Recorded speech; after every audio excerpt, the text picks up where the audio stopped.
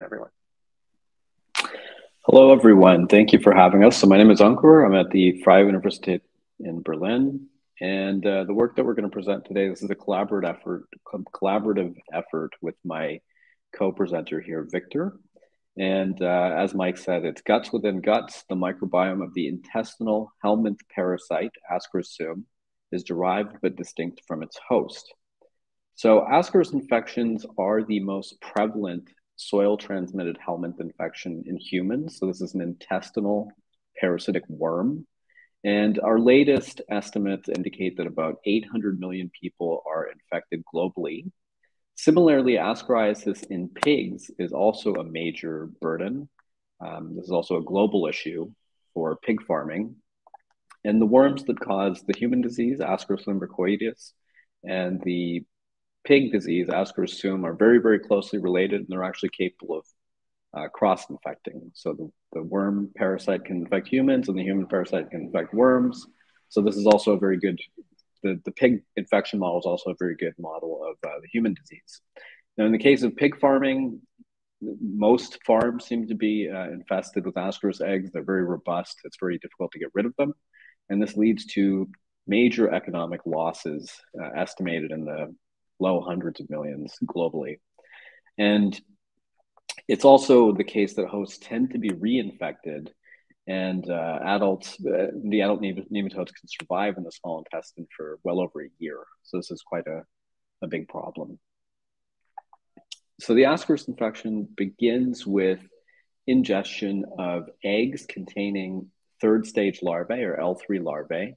These eggs hatch in the small intestine, and within a few hours, the larvae begin their body migration phase of the life cycle, where they penetrate the intestinal wall, they reach the liver, and so they hang out in the liver for a few days and cause tissue damage there. And then they migrate up through the systemic circulation to the lungs, where they puncture the alveoli, they make it up to the trachea, and then they get swallowed again, going back to the small intestine, mainly the jejunum. And there they can grow until the adult phase. They can mate and shed many eggs.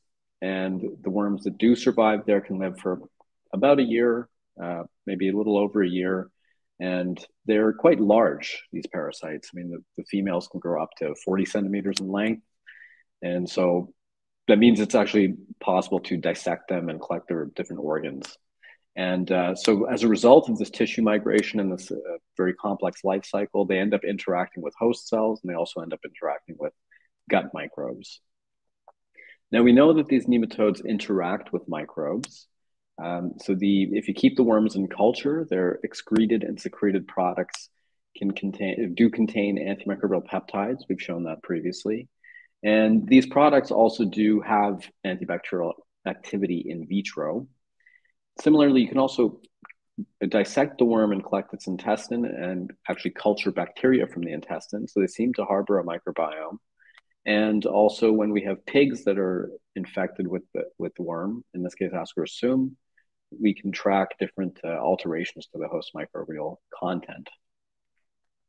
So that brings us to our questions. So we have this worm that's kind of long lived in the intestine. And so our first question was whether or not an Ascaris infection can influence the host microbiome in different gut regions, because some of the previous studies were focused mainly on the colon and the cecum, but the worm lives in the small intestine, so we wanted to look there as well. The second question was, where does the Ascaris microbiome actually come from, and what are the main determinants of that microbiome's composition, and whether or not there is some sort of a core microbiome in the Ascaris intestine, or a core set of microbes that seem to be evolved to the best of our ability to detect this interaction, that seem to be evolved to live in the Ascaris intestine. And so with that, as we move into our first research question, I'm going to transfer it over to Victor. Yeah, thank you, Ankur. So if you move to the next slide, please. As Ankur mentioned, we had a setup of two infection experiments and one control group of non-infected pigs that were dissected after 47 days post-infection. The worms were collected, and from them we sequenced the microbiome. Next, please. And to check for the first question, we look for the richness of ASBs on the different segments of the peaks, on the content, and we observe how on the lower part of the gastrointestinal tract we had a higher richness, as has been observed in other animals. But what I want to highlight here is that in the site of an infection, in the jejunum, we had a lower richness in the infected peaks, which are the orange bars or boxes in this plot. So with that, if we zoom in into the jejunum and we compare it against the Ascaris microbiome, we observe that these Ascaris worms were also lower in richness compared to both jejunum from non-infected or infected pigs. And in addition, we were able to identify or detect that some of these ASBs were specifically shared with the infected pigs, but not with the non-infected. Following to the next question, so where is this Ascaris microbiome derived from? And for that, we compare the microbiome from Ascaris against the microbiome from the different segments of the infected pigs. As you can see in this MDS plot, the Ascaris microbiomes cluster together, but closer to those segments from the upper gastrointestinal tract, namely the duodenum, jejunum, and ileum, which we wanted to know whether these distances that separate the Ascaris microbiome from the other segment microbiomes were driven by being the same or different host, or being a different compartment of or the same compartment of the infection, or both. So that's what is represented in the upper plot. So we compare the distances between Ascaris and host pairs from different individuals against those from the same individual, and we observed a significant difference, meaning that the same individual has a greater impact on the proximity of this microbiome. And we did the same by compartment, and when we compare the distances between same individuals and infection site, we had a stronger significance and a stronger response to that regard, meaning that Ascaris microbiome is closer to those from the same site of infection, but from the same host. So moving on to the third question. So what are the determinants of this Ascaris microbiome composition? So we focus on two main aspects, one on the right side of the slide that represents the individuals of the different peaks and of origin from both the jejunum, which are the triangles, and the Ascaris microbiomes on the circles.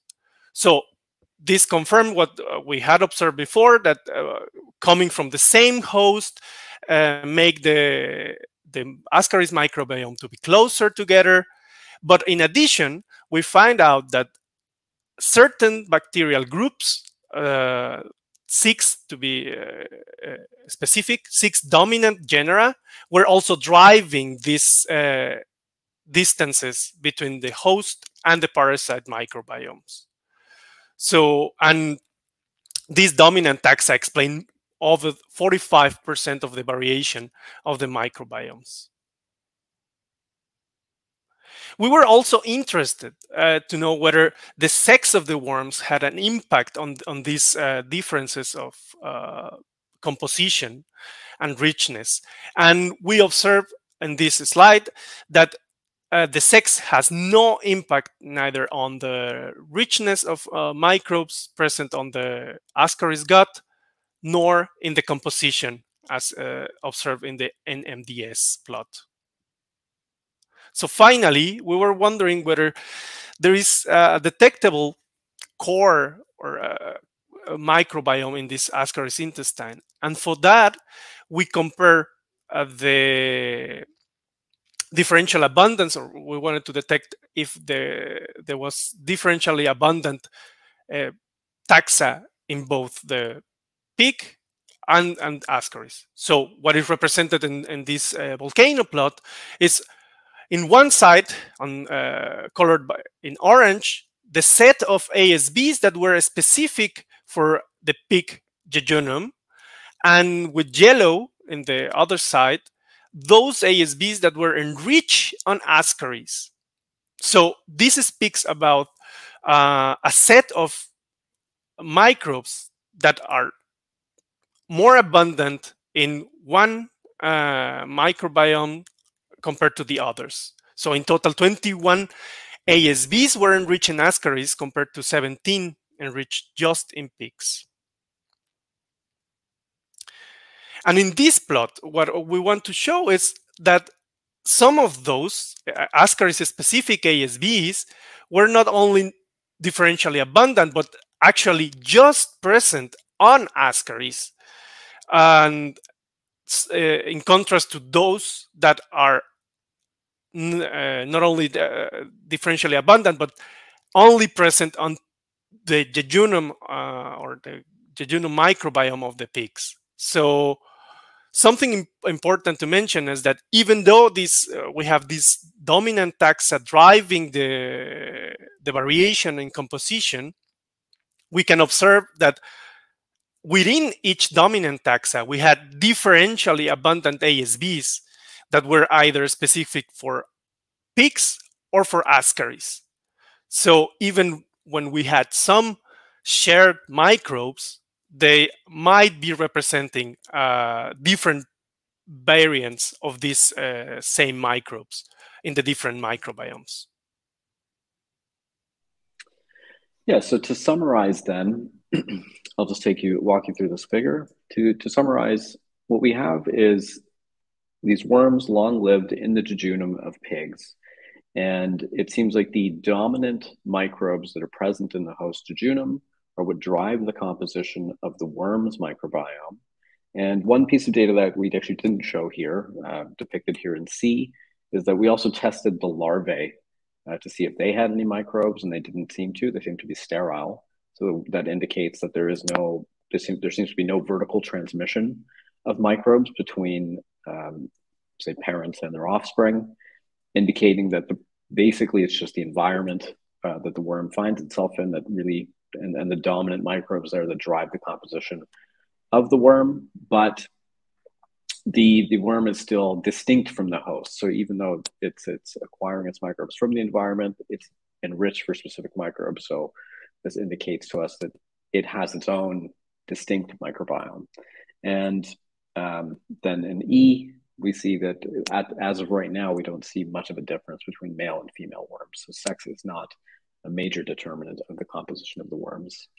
And so to wrap up, then we just want to thank everybody that was involved with the project. So everybody in the lab of Susanna Hartmann and the institute that I'm working in, as well as Sophia Forsland, who's Victor's supervisor, and Emmanuel Heitlinger was also very heavily involved. He's in this project as well. And the sequencing center that we used here was the Berlin Center for Genomics and Biodiversity Research. They were also very key partners. And if anybody's interested, you can look in a little more detail at the paper there, which was published recently in Microbiome. And yeah, so on behalf of both of us, thank you very much for your attention, and thanks for having us. Thank you very much.